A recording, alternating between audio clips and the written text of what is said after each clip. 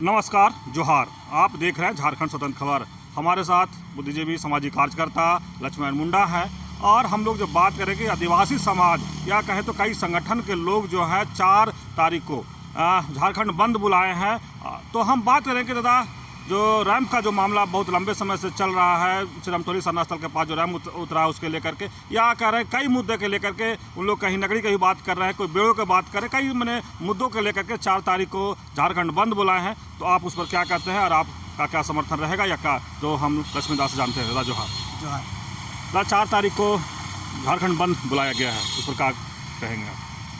बिल्कुल, 4 जून को जो झारखंड बंद बुलाया गया है विभिन्न आदिवासी संगठनों के द्वारा, इसमें मेरी ओर से भी, मेरे समर्थकों की ओर से और मेरे तमाम जो फॉलोअर है झारखंड जनता से अनुरोध करेंगे कि इस बंद में तन मन धन से उतरे। कैसा रहेगा बंदी इस बार का 4 तारीख को? देखिए, जनता में आक्रोश है और खासतौर से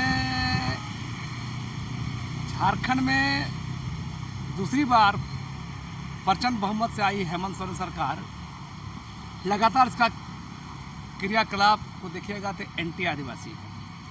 चाहे वो सिरमटोली का मामला हो या पारसनाथ का मामला हो या सितियाम्बे का मामला हो या लुगुबुरु घंटाबारी का मामला हो या दिवरी का मामला हो, चाहे सिरमटोली जो रैंप का मामला हो, आदिवासियों की ज़मीन का मामला हो, धार्मिक ज़मीन, सामाजिक ज़मीन, चाहे बहुत सारे आदिवासी सवाल हैं, चाहे पेशा एक्ट कुछ सवाल हो, आदिवासियों के आरक्षण का सवाल हो, तमाम चीज़ें देखेंगे कि ये सरकार पूरी तरह भ्रष्ट और गैर जिम्मेदार सरकार है।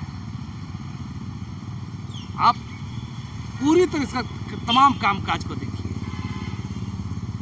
और ये पूरी सरकार बिल्कुल लूट तंत्र, भ्रष्ट तंत्र, माफिया तंत्र की सरकार बनी हुई है।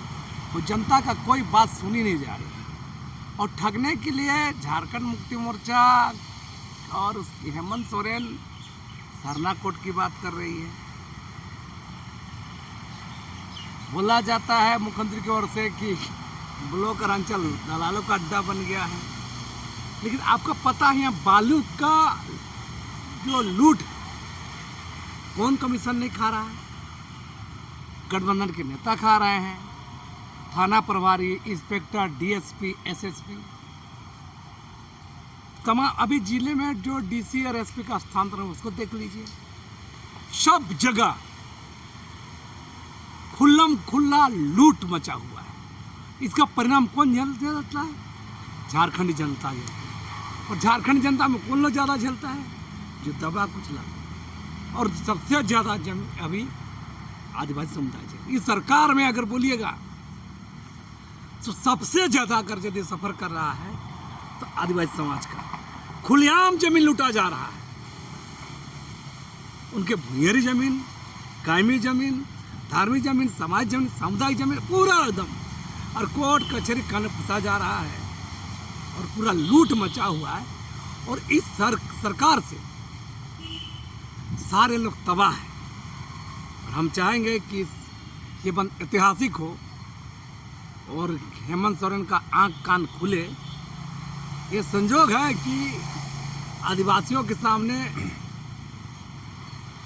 विकल्प नहीं है। भाजपा जैसी पार्टी सेंट्रल में काबिज है, उसका भी विरोधी, आदिवासी विरोधी रैया है, और ये अगुआ सरकार, संविधान बचाना सरकार, ये भी और ज़्यादा विरोधी है। तो हमको लगता है कि इस बंदी में तमाम छोटे बड़े संगठन जितने भी हैं सबको खुल के उतरना चाहिए और इस सरकार का चक्का जाम करना चाहिए। दादा, मुख्यमंत्री विकास और सुख समृद्धि के लिए अभी केदारनाथ भी गए थे, तमाम जगह गए, लेकिन आप लोग इधर बंदी का ऐलान कर दे रहे हैं। मैंने कल ही एक पोस्ट किया, आप देखे होंगे शायद।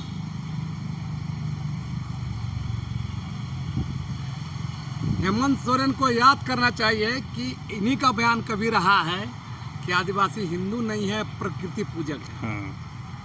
रहा है। और अभी ये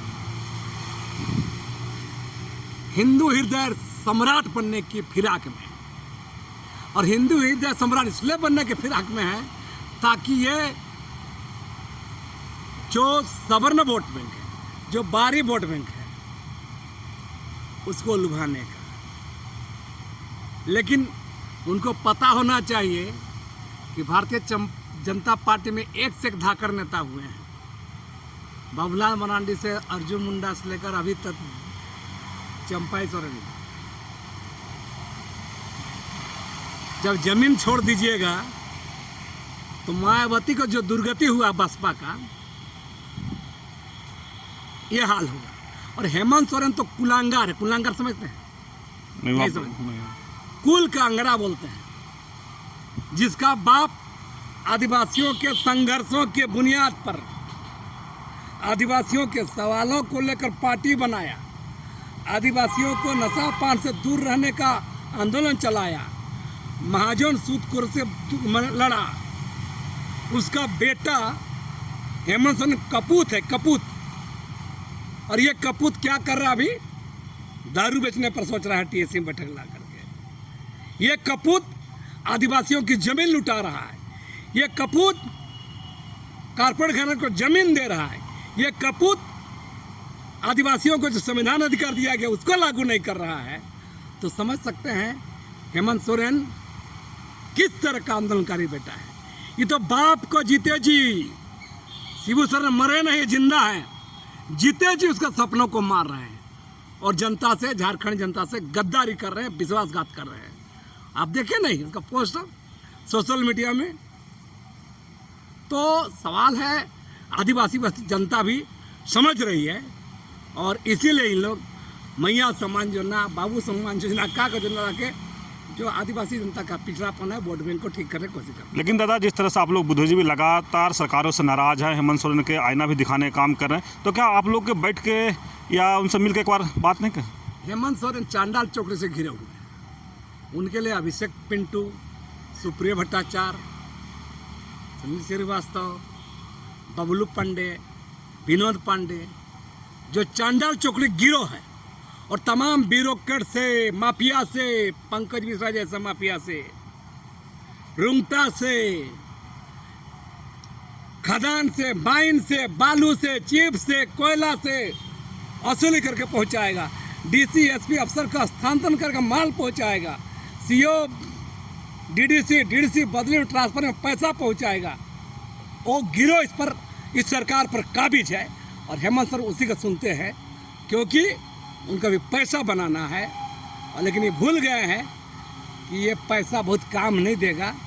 जनता जब रिएक्शन करेगी तो उसका भारी नुकसान है।